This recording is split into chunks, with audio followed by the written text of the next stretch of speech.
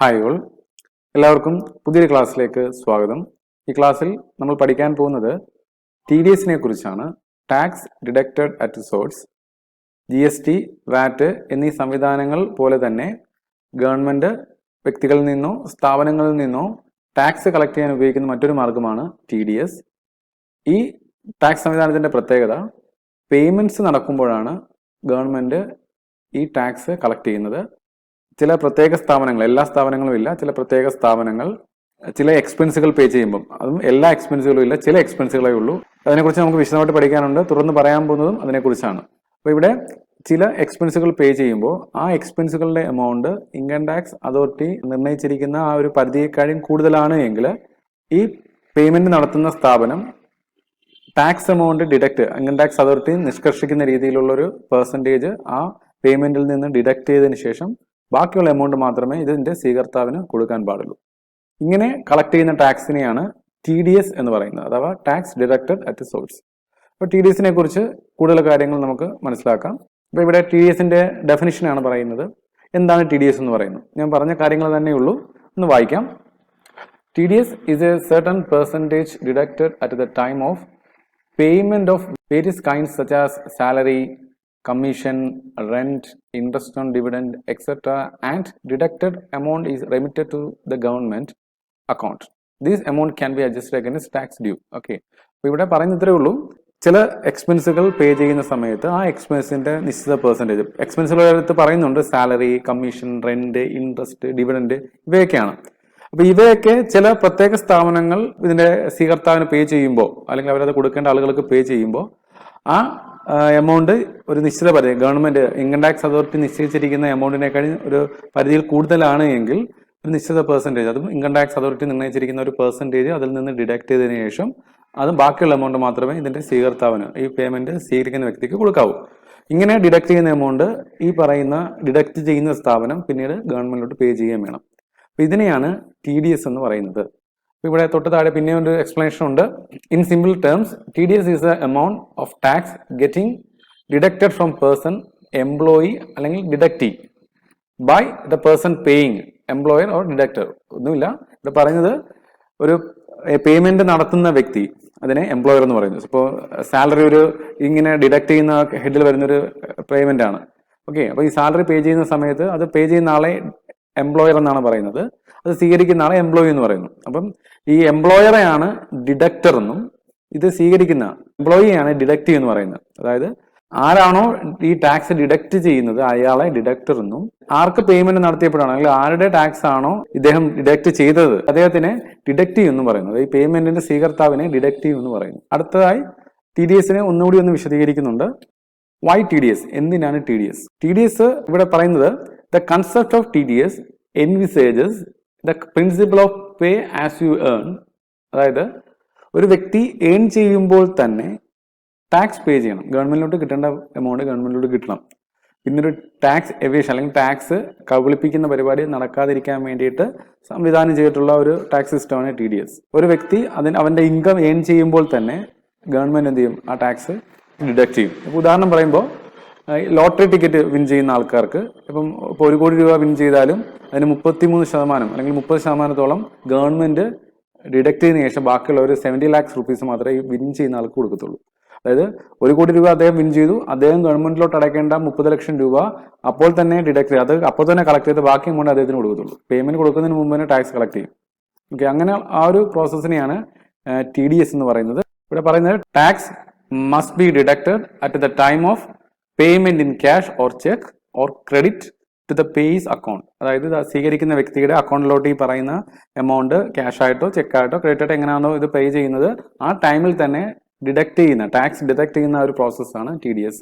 ഇത് ഒരു വ്യക്തി ഒരു വരുമാനം ഏൺ ചെയ്യുമ്പോൾ തന്നെ അതിൽ നിന്ന് ടാക്സ് ഡിഡക്ട് ചെയ്യുക എന്നുള്ള ലക്ഷ്യത്തോടു കൂടിയാണ് ഈ ഒരു ടാക്സ് സംവിധാനം നടപ്പിലാക്കിയിട്ടുള്ളത്. ഓക്കെ, ഇനി നമുക്ക് ഡിഡക്റ്റേയും കുറിച്ച് വിശദമായിട്ടൊന്ന് നോക്കേണ്ടതുണ്ട്.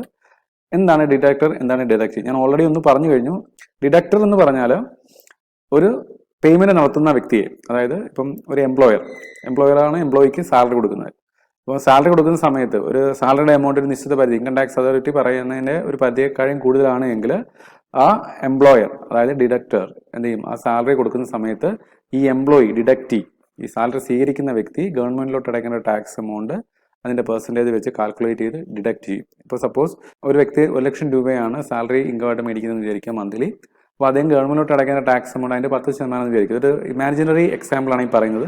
അപ്പോൾ 1,00,000ന്റെ 10% 10,000 രൂപയാണ് എന്ത് ചെയ്യേണ്ടത്, ഗവൺമെന്റിലോട്ട് ഈ എംപ്ലോയി ടാക്സ് അടയ്ക്കേണ്ടത്. ഓക്കെ, അപ്പം ഈ എംപ്ലോയർ എന്ത് ചെയ്യും, ഈ 10%, അതായത് ഈ 10,000 രൂപ ഡിഡക്ട് ചെയ്തതിന് ശേഷം 90,000 രൂപ മാത്രമേ ആർക്ക് കൊടുക്കത്തുള്ളൂ, എംപ്ലോയി കൊടുക്കത്തുള്ളൂ. അതായത് അദ്ദേഹത്തിന് ടോട്ടൽ സാലറി 1,00,000 രൂപയാണ്. ആ സാലറി മേടിച്ചതിന് ശേഷം ആ എംപ്ലോയി ഗവൺമെന്റിലോട്ട് അടയ്ക്കേണ്ട തുക 10,000 രൂപയാണ്. ആ 10,000 രൂപ എന്ത് ചെയ്യും, എംപ്ലോയിന് പൈസ കൊടുക്കുമ്പോൾ തന്നെ ഡിഡക്ട് ചെയ്യും. എന്നിട്ട് 90,000 കൊടുക്കത്തുള്ളൂ. ഓക്കെ, അപ്പോൾ ഈ 90,000 കൊടുത്തിട്ട് അപ്പം ഗവൺമെന്റിലോട്ട് കൊടുക്കേണ്ട ടാക്സ് എമൗണ്ട് എംപ്ലോയർ ആ എംപ്ലോയിക്ക് പേ ചെയ്യുന്ന സമയത്ത് തന്നെ കളക്ട് ചെയ്യുന്നു. കളക്ട് ചെയ്തിട്ട് ആ എമൗണ്ട് പിന്നീട് ഗവൺമെന്റിലോട്ട് ഈ എംപ്ലോയറാണ് അടയ്ക്കുന്നത്. ഈ സാധാരണ രീതിയിൽ ചെയ്യുന്നത് എന്താണ്, എംപ്ലോയി പൈസ മേടിച്ചിട്ട് അദ്ദേഹത്തിന്റെ ടാക്സ് ഗവൺമെന്റിലോട്ട് അടയ്ക്കുകയാണ് ചെയ്യേണ്ടത്. പക്ഷെ ഇവിടെ കൊടുക്കുന്ന സമയത്ത് തന്നെ എന്ത് ചെയ്യുന്നു, എംപ്ലോയർ ഇത് കളക്ട് ചെയ്തിട്ട് പിന്നീട് ഗവൺമെന്റിലോട്ട് അടയ്ക്കുന്നു. മറ്റൊരു ഉദാഹരണം നമ്മൾ പറഞ്ഞു മുമ്പേ, ലോട്ടറി ടിക്കറ്റിന്റെ കേസിൽ വളരെ നമുക്ക് ഏറ്റവും മനസ്സിലാവുന്നൊരു ഉദാഹരണമാണ് ലോട്ടറി ടിക്കറ്റിന്റെ കേസ്.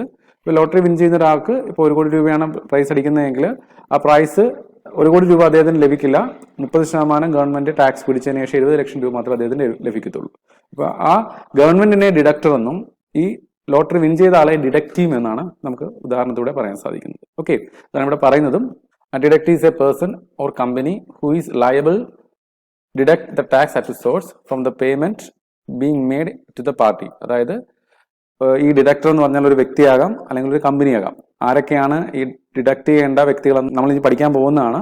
അതായത് എല്ലാ വ്യക്തികൾക്കും ഇത് ഡിഡക്ട് ചെയ്യാൻ സാധിക്കത്തില്ല. ഗവൺമെന്റ് അല്ലെങ്കിൽ ഇൻകം ടാക്സ് അതോറിറ്റി നിഷ്കർഷിച്ചിരിക്കുന്ന കുറെ സ്ഥാപനങ്ങൾ, കുറെ കാറ്റഗറിയിൽപ്പെട്ട സ്ഥാപനങ്ങളുണ്ട്. അവർക്ക് മാത്രമേ ഈ ടാക്സ് ഡിഡക്ട് ചെയ്യാൻ സാധിക്കത്തുള്ളൂ. ഓക്കെ, അപ്പൊ അങ്ങനെയുള്ള വ്യക്തികളെയും, അതായത് ഗവൺമെന്റ് ഇൻട്രസ്റ്റ് ചെയ്തിട്ടുള്ള അല്ലെങ്കിൽ ഗവൺമെന്റ് ഇതേപോലുള്ള പേയ്മെന്റ് നടത്തുമ്പോൾ ടാക്സ് ഡിഡക്ട് ചെയ്യണമെന്ന് അധികാരപ്പെടുത്തിയിട്ടുള്ള കുറെ സ്ഥാപനങ്ങളുണ്ട്. അത്തരത്തിലുള്ള സ്ഥാപനങ്ങളെയാണ് ഡിഡക്ടർ. അത് വ്യക്തിയാകാം, കമ്പനിയാകാം. ഓക്കെ, അപ്പോൾ deductor is also termed as employer. Employer എന്ന് മറ്റൊരു പേരും കൂടെ അതിന് പറയാറുണ്ട്. In case where the payment are under salaries. അപ്പം സാലറിയുടെ കേസിൽ ഡിഡക്ടറെ എംപ്ലോയർ എന്നും പറയാറുണ്ട് എന്നാണ് ആ ഒരു സെന്റൻസിൽ പറയുന്നത്. അതായത് സാലറി കൊടുക്കുമ്പോൾ എംപ്ലോയർ ആണ് ഈ സാലറിയിൽ നിന്ന് എംപ്ലോയി പേ ചെയ്യേണ്ട ടാക്സ് എമൗണ്ട് ഡിഡക്ട് ചെയ്യുന്നത്. അതുകൊണ്ടാണ് ഡിഡക്ടറെ സാലറി കൊടുക്കുന്ന കേസിൽ എംപ്ലോയർ എന്നും കൂടി പറയുന്നതെന്ന് ആ ഒരു സെന്റൻസിൽ പറയുന്നത്. ഇനി ഡിഡക്ട് ചെയ്യുന്നതിനെ കുറിച്ചാണ് പറഞ്ഞിരിക്കുന്നത്. Deduct is the person from whom the tax is being deducted or accrued for deduction and is also termed as employee in case where the payments are under salary. ആരുടെ ടാക്സ് ആണോ deduct ചെയ്യപ്പെടുന്നത് ആ വ്യക്തിയാണ് deduct എന്ന ഹെഡിൽ പറയുന്നത്. ഈ സാലറിയുടെ കേസിൽ ഇവിടെ പറയുന്നത് സാലറി സ്വീകരിക്കുന്ന എംപ്ലോയി അദ്ദേഹമാണ് ആ ഒരു കേസിൽ ഡിഡക്ട് ചെയ്യാതെ പരിഗണിക്കുന്നതെന്നാണ് പറയുന്നത്. അപ്പൊ എംപ്ലോയർ അവിടെ ഡിഡക്ടറും എംപ്ലോയി ഡിഡക്റ്റീവുമാണ്. ഇതാണ് ഒരു വിശദീകരണത്തിൽ പറയുന്നത്. ഇനി നമ്മൾ പഠിക്കുന്നത് ആരൊക്കെയാണ് ഈ ടാക്സ് ഡിഡക്ട് ചെയ്യാൻ അധികാരപ്പെട്ടിരിക്കുന്ന ഓർഗനൈസേഷൻസ് എന്നാണ്. അതിൽ following are the person needed to deduct TDS. ഈ പറയുന്ന വ്യക്തികളാണ് പ്രധാനമായിട്ടും TDS ഡിഡക്ട് ചെയ്യേണ്ടത്. ഒരു പേയ്മെന്റ് നടത്തുമ്പോൾ TDS കളക്ട് ചെയ്യേണ്ട വ്യക്തികൾ ഇതൊക്കെയാണ്. അപ്പൊ ശ്രദ്ധിക്കാം. ഒന്ന്, A department or establishment of the central or state government. അതായത് ഒരു സെൻട്രൽ ഗവൺമെന്റോ സ്റ്റേറ്റ് ഗവൺമെന്റിന്റെയോ ഡിപ്പാർട്ട്മെന്റ് അല്ലെങ്കിൽ ഗവൺമെന്റിന്റെ അണ്ടറിലുള്ള സ്ഥാപനങ്ങളിലെല്ലാം ഇതേപോലെ TDS പിടിച്ചിട്ടാണ് സാലറി അങ്ങനെയുള്ള കാര്യങ്ങളൊക്കെ പേ ചെയ്യുന്നത്. അതേപോലെ തന്നെ ഈ പറയുന്ന കോൺട്രാക്ടേഴ്സ് പൈസ കൊടുക്കുമ്പോൾ അങ്ങനെയുള്ള കാര്യങ്ങളൊക്കെ എല്ലാം ഗവൺമെന്റ് അതോറിറ്റീസിന്റെ സ്ഥാപനങ്ങളെല്ലാം TDS പിടിച്ചിട്ടാണ് ബാക്കി എമൗണ്ടേ പേ ചെയ്യത്തുള്ളൂ. അവർക്ക് അതിന് അധികാരമുണ്ട്. പിന്നെ ലോക്കൽ അതോറിറ്റീസ്, പിന്നെ government agencies, an authority or board or any other body which has been set up by parliament or state legislature or by a government 51% equity control owned by the government. അതായത് നിയമപരമായി create ചെയ്തിട്ടുള്ള, government തന്നെ create ചെയ്തിട്ടുള്ള അങ്ങനെയുള്ള സ്ഥാപനങ്ങൾക്കെല്ലാം ഇങ്ങനെയുള്ള TDS പിടിക്കാനുള്ള അധികാരമുണ്ട്. പിന്നെ a society established by the central or state government or local authority and society is registered under the societies registration act 1860. അതായത് സൊസൈറ്റീസ് ആക്ട് 1860 പ്രകാരം കേന്ദ്ര സർക്കാരോ കേരള സർക്കാരോ ലോക്കൽ അതോറിറ്റീസോ ക്രിയേറ്റ് ചെയ്തിട്ടുള്ള സൊസൈറ്റികൾക്കും ഈ TDS പിടിക്കാൻ അധികാരമുണ്ട്. അതുകൂടാതെ പബ്ലിക് സെക്ടർ അണ്ടർടേക്കിങ്സിനും ഇങ്ങനെ TDS പിടിക്കാനുള്ള അധികാരമുണ്ട്. അപ്പോൾ ഇങ്ങനെയുള്ള സ്ഥാപനങ്ങളിൽ നിങ്ങൾ അക്കൗണ്ടന്റായിട്ട് ജോലി ചെയ്യുമ്പോൾ ചില എക്സ്പെൻസുകൾ പേ ചെയ്യുമ്പോൾ, നമ്മൾ ആദ്യം പറഞ്ഞ എക്സ്പെൻസുകളുണ്ട്, സാലറി, ഇൻട്രസ്റ്റ്, അങ്ങനെ റെന്റ്, അങ്ങനെ കുറെ എക്സ്പെൻസുകളുണ്ട്. അത് പേ ചെയ്യുന്ന സമയത്ത് നമ്മൾ അവിടെ TDS ഡിഡക്ട് ചെയ്തതിനു ശേഷം മാത്രമേ ആ പേയ്മെന്റ് നടത്താൻ പാടുള്ളൂ. ഇത്രയുമാണ് TDSന്റെ ഇൻട്രൊഡക്ഷൻ ആയിട്ട് പറയാനുള്ളത്. ഇതിന്റെ കണ്ടിന്യൂഷൻ ആയിട്ട് TDS ഉൾപ്പെടുന്ന ട്രാൻസാക്ഷൻസ് ടാലിയിൽ എങ്ങനെയാണ് റെക്കോർഡ് ചെയ്യുന്നതെന്നാണ് പഠിക്കാൻ പോകുന്നത്. അപ്പോൾ അത് പഠിച്ചു കഴിയുമ്പോൾ നിങ്ങൾക്ക് ഇതിനെക്കുറിച്ച് നല്ല രീതിയിലൊരു ഐഡിയ ഉണ്ടാകുന്നതാണ്. ഓക്കെ, അപ്പോൾ നമുക്ക് നെക്സ്റ്റ് വീഡിയോ കാണാം. Thank you.